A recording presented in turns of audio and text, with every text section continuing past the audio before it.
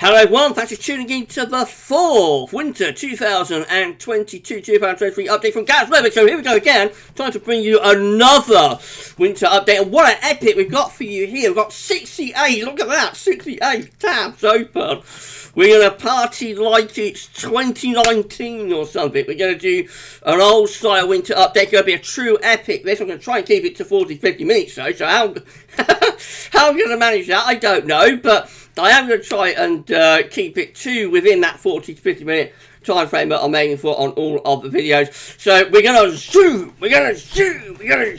through all of these tabs, and I should get on with the 4th winter update for you in a moment. It's going to be the most epic we've done so far. I think we're going to look at your ENSO cover back to 1998 for the third time this season. We're going to look at some forecast data for the stratospheric polar vortex for this winter. We're going to bring you westerly QBO analogues. What does the westerly QBO mean? What could it mean? We'll be bringing you those analogues as well in this video. So sit back, relax, enjoy. It's going to be epic. There's going to be breaks along the way, so you need to stretch your legs and digest what you've witnessed, and don't worry, there will be breaks included too. I'll get on with that for you in a moment. Thank you so much to Richard for the gift. Let's play the gift. Let's play it, Rich. Woo! Thank you so much, Richard, for our... Can you tell me a little bit up for this one? Thank you so much, Richard, for the gift. We're going to name the bird. We're going to name the robin or the dick. We're going to name it. And I'll tell you how we're going to go about doing that in our live stream tonight at 8 PM. We're going to be live streaming at 8 PM. We'll discuss this 4th winter update. We'll bring you 12 data, like do 10 to 14 there. And we'll bring you some long range as well. The live stream will be epic. That'll be coming at 8 PM this evening. Don't forget, we upload the 6 AM upload as well. Have a 6 AM forecast for you. So if you haven't looked at that one yet, then have a look and see what weather's going to be doing within the short range. Wow. Thank you so much to Richard and to Schreier for all of their help on this video. So when we get to the sections that Richard and Schreier have helped with, then I will shout them out. But thank you so much to Richard Traw and Schreier Brewing for that. And I think that's pretty much what I'm going to tell you. All these updates are building up the picture forensically until we get to December the 4th, and that is when we will be releasing our winter 2022-2023 forecast. So 4th December, winter forecast day. That's pretty much everything I'm going to tell you, I think. Thank you so much, everybody, for tuning in on this Sunday. Let's turn up a webcam. With so much to show, I think I better crack on with it. So the first thing we're going to do is bring you the swingometer. So we brought you the swingometer last week, of course, for the first time, which showed you how winter updates looking after 2 updates, or how it was looking after 2 updates, and it's 50-50. So I'm going to count it down now, and I'll bring you the swingometer, how it's looking after 3 updates. So here we go. 5, 4, 3, 2, 1, there it is! And we have seen a swing from cold to mild. After 3 updates, we are now favouring a milder than average winter by 56%. There's been a swing from cold to mild, and a milder than average winter is favoured after 3 winter updates by 56%. Thank you so much, Richard, for the swingometer. You'll find out next week how this 4th update affects the swingometer. Will we have a further swing to mild? We have a swing back to cold, or will we stay static? You will find out when we do next week's 5th winter update. Right, okay, what a way to start. Thank you so much, Richard, for the swingo.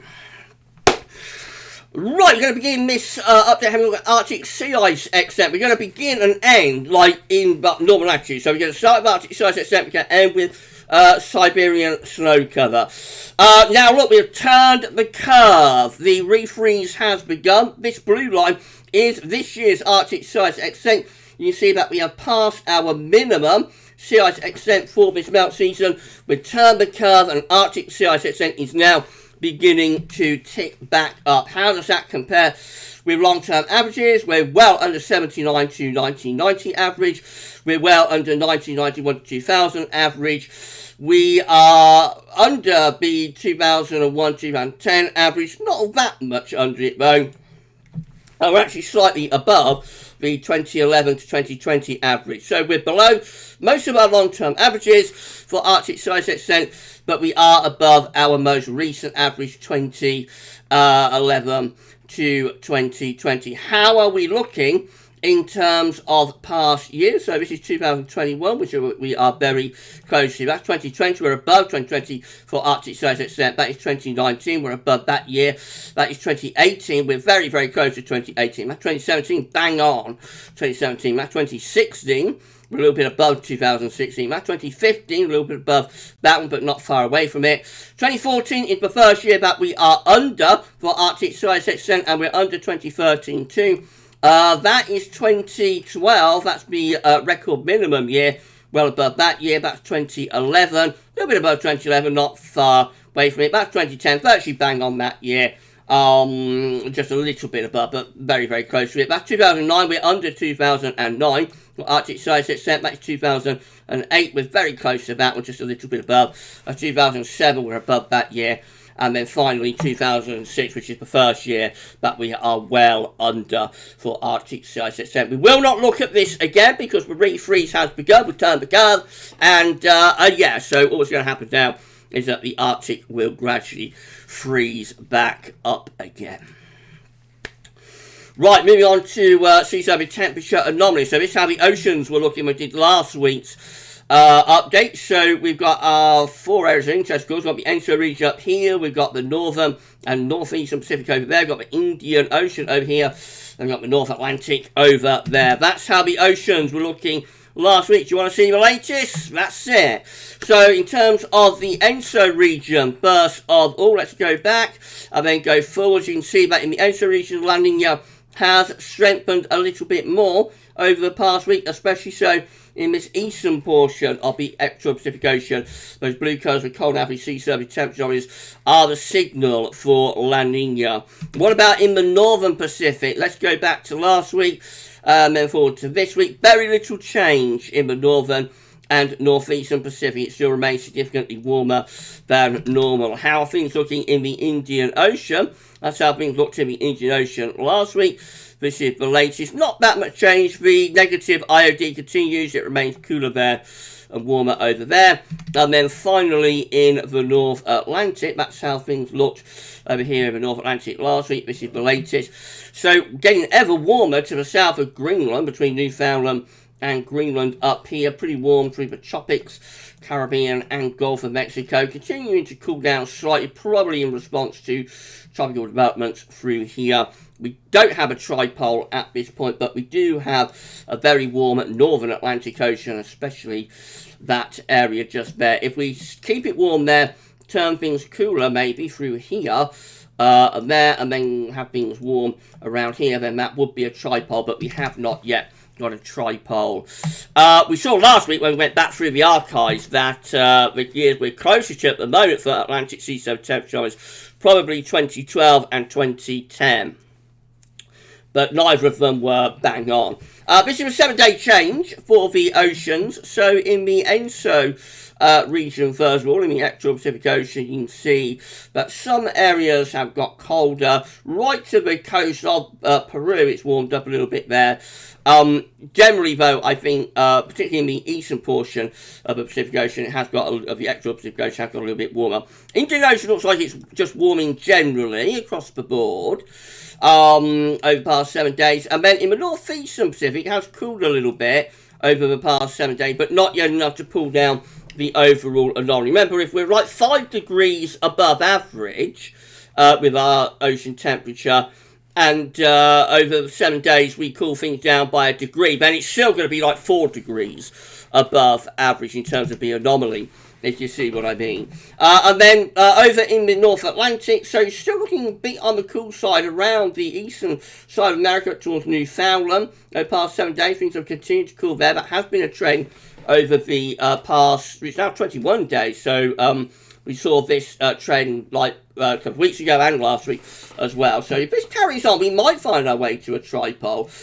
Warming to the south of Greenland up here, and just generally warming through much of the tropical Atlantic and Caribbean and whatnot over the past 7 days. So the 7-day trend is very similar to what it was last week in the Atlantic. And if this carries on over several weeks, if this trend that we've seen for the last 21 days was to carry on for the next sort of 3-4 weeks, then we might start finding the sea surface temperature anomalies on this chart beginning to start reflecting a tripod, but we are not yet. But we are not there yet. Southern Oscillation Index is looking like this, SOI, which is an index of reflecting atmospheric state. When you've got a negative SOIV atmospheric state, will be reflective of El Nino. You've got a positive SOIV atmospheric state, will be reflective of La Nina. Over the past 7 days, the positivity of the SOI has continued to increase. So our columns are just here, Tahiti and Darwin. That's where we're measuring the air pressures, and then the overall SOI number is just here. So most recent day has us at plus 17 for the SOI, plus 14 the day before, plus 12 the day before that, plus 14, plus 12, plus 22, plus 31, plus 29, plus 20, plus 8, plus 7, plus 19. Very, very, very, very consistent positivity of the Southern Oscillation Index, and this is allowing the 30-day trend average line to lift up. So that's where it currently is in like a very positive scenario, telling us that the atmosphere, which is reflective of El Nino, we see that through the SOI, and the ocean, which we've just seen has those kind of sea surface temperature anomalies, atmosphere and the ocean are coupled, and so the La Nina will continue to develop, presumably, right way through to around Christmas. Right, so activity next. This is how solar disk was looking on our side of the disk from solarham.net today. We have many sunspot regions, and solar activity is at moderate levels. I can tell you that. We're at moderate levels with solar activity today. Over the next 3 days, solar activity is expected to drop to low levels, I believe. That's the forecast from Solarham, but currently today we are at moderate levels. This is the GavsWeatherVids Winter Update Solar Activity Tracker, updated by Shryan. Thank you so much, Shryan, for updating this. They've got a little bit of tick up going on with the solar activity over the past week. The orange line and orange spots depicting each individual day's worth of sunspot activity. And you see for the most recent day, the spot is up there. So that is why solar activity today, as of 24th of September, is at moderate levels. The green line, which is our 30-day average, is pretty static, but has ticked up slightly over the past week as well. However, we are some way short of the highest peak that we've been so far, within solar cycle 25, which was back in May, just there. We're some way short of that, both with our daily sunspot number and also with our 30-day average. So, yeah, you know, we've been quite consistent with solar activity over the past couple of months since that big spike at the end of May. Been quite consistent through the summer into the autumn, but not getting to that level that we was at in May. I'm sure we will before too much longer as we move ever closer and, you know, inexorably move on towards solar maximum. Thank you so much to Shryan for updating the solar tracker. This is from Richard.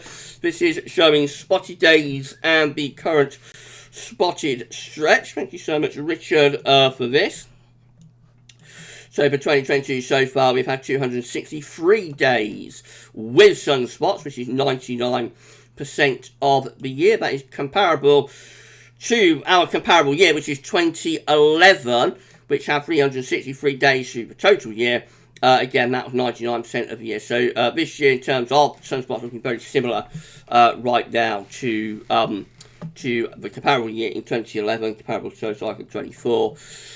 Next year, we would expect to have 100% of the year with sunspots as 2012, and next year, 2023, will be like the comparable year, 2012. 2012 did have every single day of the year with sunspots. Thank you so much to Shryan and Richard for the solar data. 2022 Atlantic hurricane season next. Things are beginning to develop. This is the 2022 Atlantic hurricane season page at Wikipedia.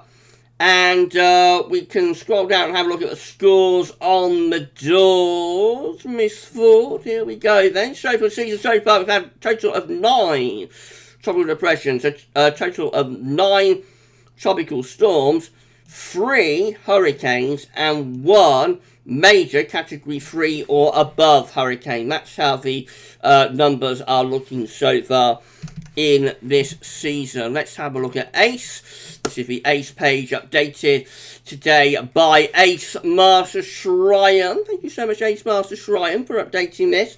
So ACE is just a way of depicting how much energy, it's accumulated cyclone energy, just a way of depicting how much energy all of these storms are emitting through a season. We go all the way back to 1851. The classification is below normal, near normal, above average and hyperactive. Right, interesting emoji is back in the 1800s. We scroll down to the current year, 2022, and so far our ACE is standing at 60.40. 60.40. Still below average. At this point in the season, ACE would be expected to be at around 86. So we're at 60. We would expect to be at 86. We're still below average for the season, despite the tick up in activity that we've seen in the past week or so. That ACE number is after 9 tropical storms, 3 hurricanes, and 1 major category 3 or above hurricane. At this point in the season, you would expect to have had 10 tropical storms, so not that far away with tropical storms, but you'd expect to have had 5 hurricanes, we've had 3, and you'd have expected to have had 2 majors, and we've had 1. We might see that closer to average, though, I reckon, when we look at ACE again next week. And of course, our Ace Master Shryan will keep us updated with that. Let's play the gift. There we go. We're playing it, Rich. Play it again, Rich. Right, okay. I'm so sorry, everyone. We have a little break there. Been talking for just over a quarter of an hour. Crammed in a lot there, didn't we? But I've got to get through this. If I'm going to keep my target of like 40-50 minutes. So we have a little pause there anyway. You go for stretch legs, digest what you just witnessed. And when we return, we're going to come back with the Arctic Oscillation, North Atlantic Oscillation, and so much more as well. So I shall see you after a break. See you in a bit. Okay. Sorry, but we're back and we're ready to resume the second part of the fall winter 2022-2023 update from GavsWeatherVids. Wow, been good so far, hasn't it? But we've got so much more to show you. We're going to start looking at stratospheric polar vortex data in a moment. Let's just play the GIF again. I'm going to play the GIF, Rich. Ooh, lovely. Wow. We're going to name that little bird. Very shortly. I love little birds. Right, let's have a quick look at the AO then. So this is how the Arctic Oscillation observed and broadcast chart is looking. So the black line shows where we've been with the AO, the red line shows the M, where GFS solves the forecast for the Arctic Oscillation to go. Now just an index reflecting the atmospheric state. So we've got a negative AO, got blocking over the Arctic. We've got a positive AO, you've got low pressure over the Arctic. Since around middle of August, the AO has generally been in a neutral to negative phase. I think this September will come out as a rather negative month for the Arctic Oscillation, which is quite unusual. The current position is that we're around neutral, but we're going to go negative again, going to dip it down again through the last week of September, and then through the first week or two of October, we're going to return back toward neutral phase. No sign of a positive phase of the AO, though, you will notice. So there will be some level of blocking continuing. This is how the NAO is looking. Again, just an index that's reflecting the atmospheric state, not driving anything, just tells us what the atmosphere is doing. Again, similar to the AO, for most of September, the NAO has been in a neutral to negative phase, and I think September is likely to come out as a negative NAO month as well overall. Maybe in a future analogues package, possibly next week. Shryan, maybe. I'm not.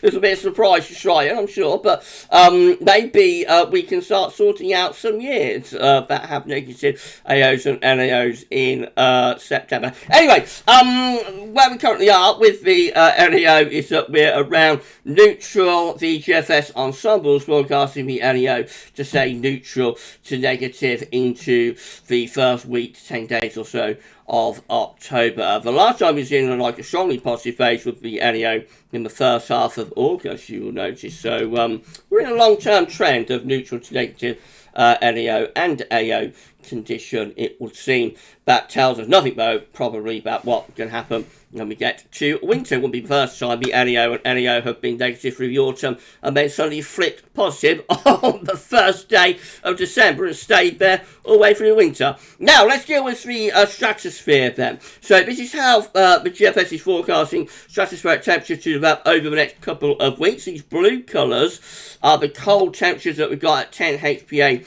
over the Arctic and over the North Pole as well. That's the polar vortex at its roots in the stratosphere at 10 HPA. If we run through, you can see that those cold temperatures are going to intensify over the next week or so, and the polar vortex will also expand as well. Notice how that blue area is getting not only deeper, the colours are getting deeper, telling us that the temperature getting colder, but blue area is expanding as well. So the polar vortex will both be strengthening and expanding and getting colder at its roots in the stratosphere over the next couple of weeks. That is entirely expected. It's nothing out of the ordinary. We are in the time of year where you expect the polar vortex to begin to strengthen and develop. Now, let's have a look at some forecast data for this year's polar vortex. So we do this by looking at zonal wind forecast. First, we'll start with the ECM. All these ones are coming from Copernicus. So loads of lines of spaghetti here. Each individual blue line depicts the various members of the ensemble. So there's like 50 members or something of the ECM ensemble, and each one of those blue lines, each individual ensemble member. You don't need to worry about that. What you need to worry about is the black line, which is like the trend. And you can see from that the zonal wind, which is like the strength of the polar vortex, should be getting stronger through to around January. And then we see that it starts to weaken. You also need to worry about the thick blue line, which is a little bit difficult to make out. That is like the ensemble mean. It will be helpful. I don't know if anybody from Copernicus is watching this, but it would be very helpful if the ensemble mean, that thick blue line, could be a significantly different colour to the other ensemble members, the other lines of blue. Though if anybody at Copernicus is watching this, that ensemble mean really needs to be pink or something, something very different to the other ensemble members to make it easier to make out. But you can make it out, and quite interesting. So the dates on the bottom in monthly periods, that's December, that's January, that's February. You can see that the ECM model is forecasting, or the ensemble plume is forecasting, that the zonal wind will actually be weaker than average through the core part of the winter. If you think that the black line is like the average strength of zonal winds of the polar vortex, the blue line, which is the ensemble mean, shows that many members, a majority of members of the ECM ensemble plume, are forecasting a weaker than normal zonal wind, polar vortex, through the core part of the winter, from January through to February, through this period just here. There are some that are going for reversal of zonal winds. This zero line just here, quite important. That is where zonal winds would have gone into reverse, and that would be following a southern stratospheric warming. There are a few of those doing that actually around December into January in particular. So ECM ensemble could well be playing around with the chance, no more than that of course, with such a long way out, of a sudden stratospheric warming sometime in December or January. This is Meteo France, same idea. Again, the black line is the average, the average of this time of the year, strengthening zonal winds. The thick blue line, which is even harder to make out on this chart, is just there.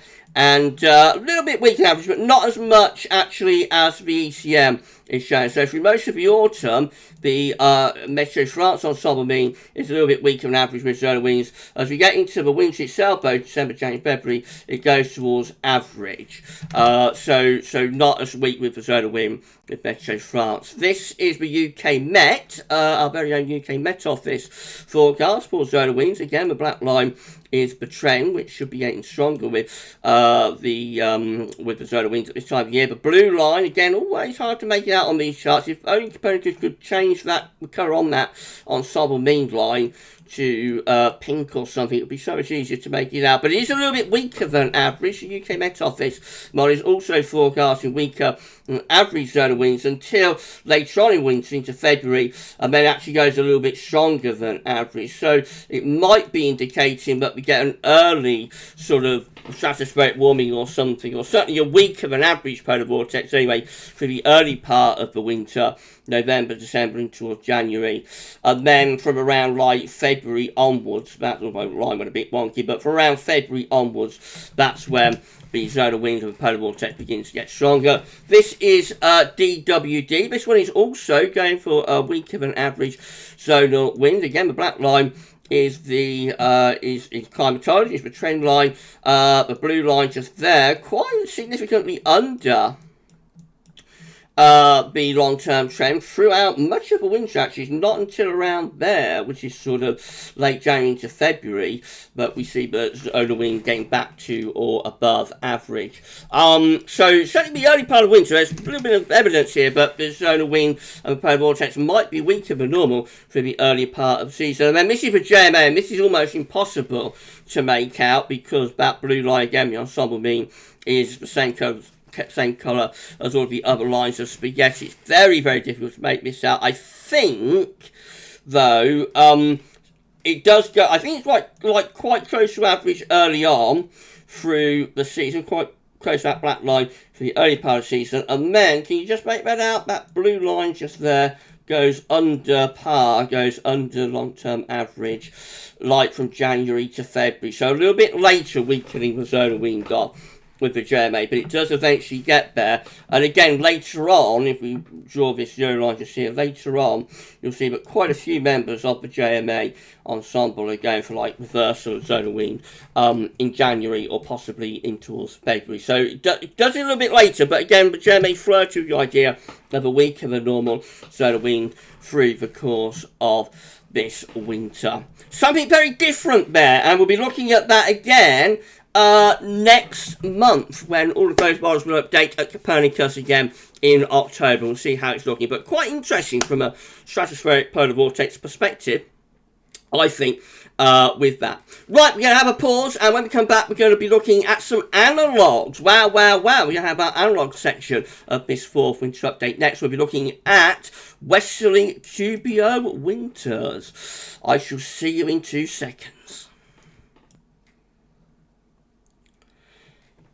Okay, we're back and we're ready to resume the fall winter 2022-2023 update from GavsWeatherVids. It's been good so far, hasn't it? I hope you've enjoyed it. I think this is the best we've done so far. I'm really loving doing this one. We've got so much more still to show you though, so I think without further ado we better just crack on because we are nearing 30 minutes. So the next thing we're going to look at is the QBO, the quasi-biennial oscillation. So this is from NASA. What you have to think about with this is that this is the top of the atmosphere in the stratosphere at 10 HPA. This is 30 to 50 HPA, the boundary level of the atmosphere, what we call the troposphere. And the colours here, the blue-green colour is like the easterly phase of the quasi-biennial oscillation. The sandy brown colour is the westerly phase of the quasi-biennial oscillation. You can see that we have brought the westerly QBO phase. What am I doing? You can see that we have brought the westerly QBO phase down from the stratosphere into the troposphere over the past few months. So we are now in a westerly QBO phase. It has descended,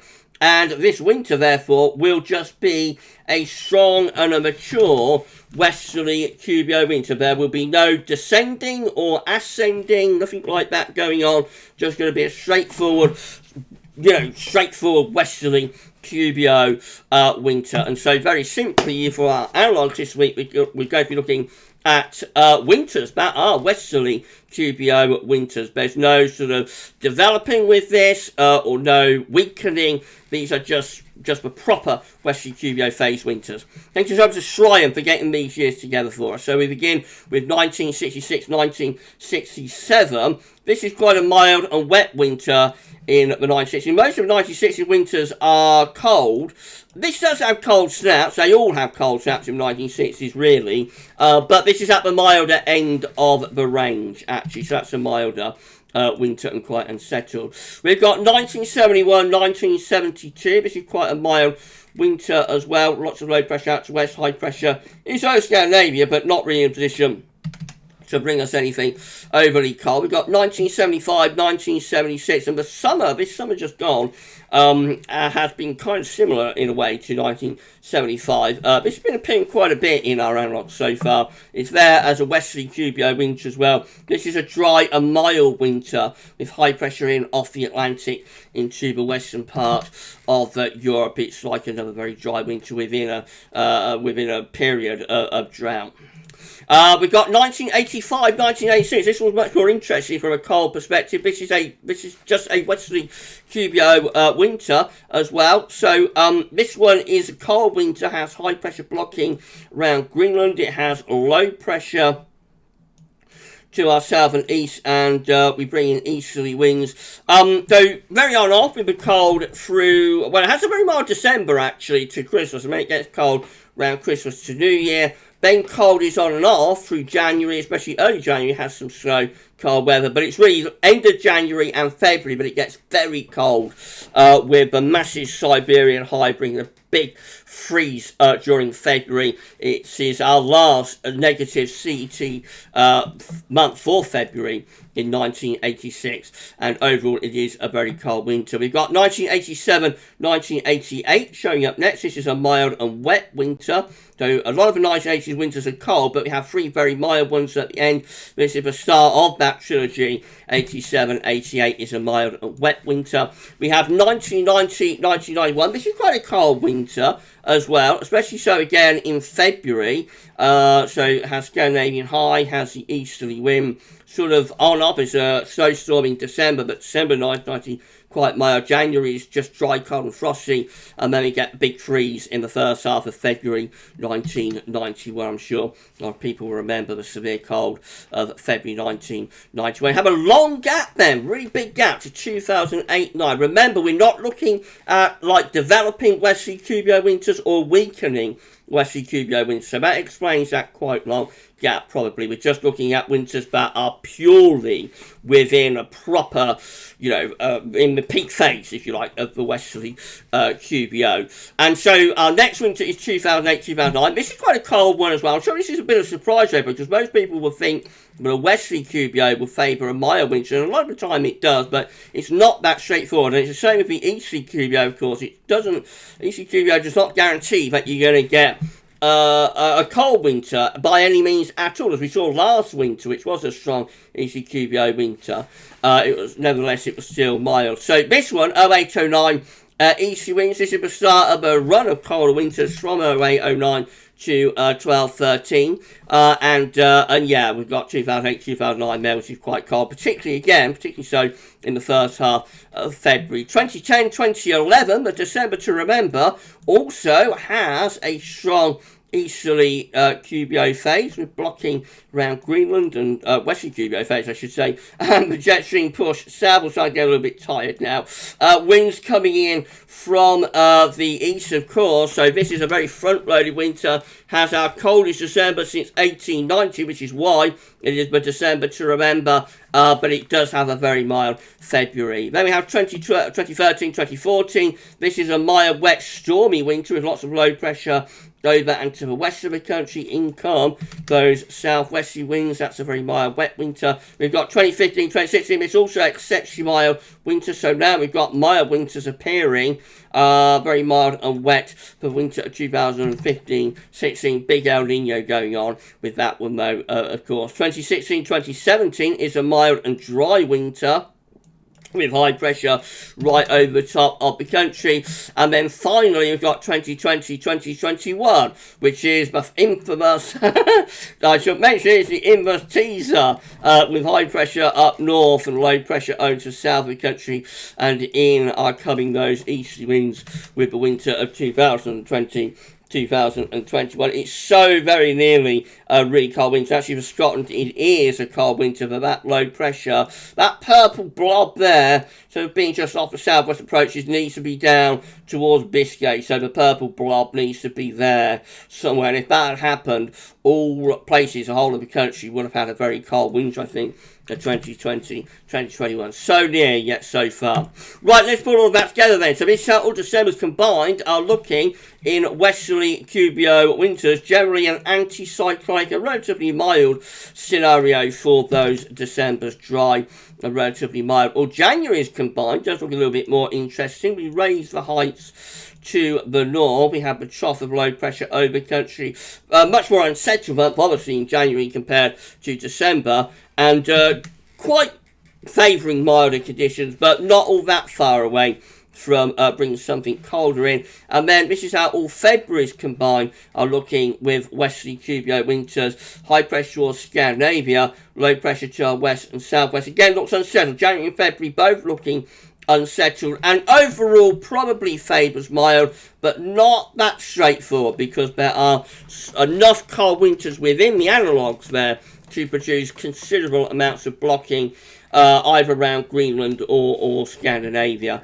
and whatnot. So Westerly QBO, as we know, probably does. That's all February's combined. Finally, all winters combined. So I've just got to zoom in a moment. Sorry about this, everybody. Let's just zoom in. There we go. So for westerly QBO winters overall, yes, we see that we get high pressure centred towards Scandinavia, the low pressure to our west and to our southwest as well. So that was all February's, and that was all winters. So yes, we do generally favour an unsettled scenario with westerly QBO winters, as you would expect to be the case, as westerly QBO is depicting that the zone of winds are strengthening. But it isn't that straightforward. There are enough years that have considerable amounts of blocking to produce that high pressure within the northern latitudes. So there is a chance, as we know, that a westerly QBO winter could be quite cold. Let's just play the gift. There we go. We're going to have a little pause there. When we return, we're going to have the final section of this fourth winter update, and we're going to bring you Siberian snow cover data for the first time this season. So I shall see you in 2 seconds' time for the final part of this fourth winter update. Been good so far, hasn't it? I hope you enjoyed it. I'll be back in a mo. Okay, we're back and we're ready to bring you the fourth and final part of the fourth winter 2021, 2022, 2023 update. I knew I would do that somewhere along the way. If you enjoyed this update so far, I think it's been epic. I think it's the best update so far. It's shown you so much data. Well, you have been absolutely blitzed with data, haven't you? Let's play the gift. There we go. Thank you so much, Richard, for the gift. You have been absolutely blitzed, haven't you, with data, and we've still got more to show, because we're now going to bring you the fan favourite, or one of the fan favourites of winter updates. We're going to bring you Siberian snow cover data. Let's do it! Right, so this is how things look in terms of duration snow cover. When we did last week's third update, we had several white patches across Siberia, through there, and through there too. That's how we looked last week. This is the latest. Look at that! Big increase in Siberian / Eurasian snow cover over the past week. We have a large white area there, and also a large white area there. That is a massive week-on-week increase for so early in the season. So how does that compare? Let's start shutting down some of these tabs so we don't need to see last week. So that's how we're looking right now. How do we compare with the 23rd of September back to past years? Let's have a look. First year, 2021. We are well ahead of 2021 for Siberian snow cover this year. Well ahead of it. That is 2020. Look at that. We barely have any snow cover across Russia or Siberia at this point in 2020. Look how far ahead we are this year compared to 2020. That's 2019. Again, we are way ahead of 2019 for snow cover across Siberia. That's 2018. Again, look at that. How far ahead of 2018 we are this year. That's 2017. So much further ahead this year compared to 2017. That's 2016. Once more, we are so much further ahead of 2016 this year. That is 2015. Way ahead of 2015 as well. That is 2014. Once more, there's no comparison with the snow cover we've got right now compared to 2014. That's 2013. That's a bigger amount, but we have got more snow cover this year to 2013 as well. That is 2012. Barely any snow cover there across Siberia at this point in 2012. That is 2011. Again, just no comparison. That is 2010. A lot more snow cover this year compared to the same point in 2010. That's 2009. Again, just no comparison this year to 2009. That is 2008.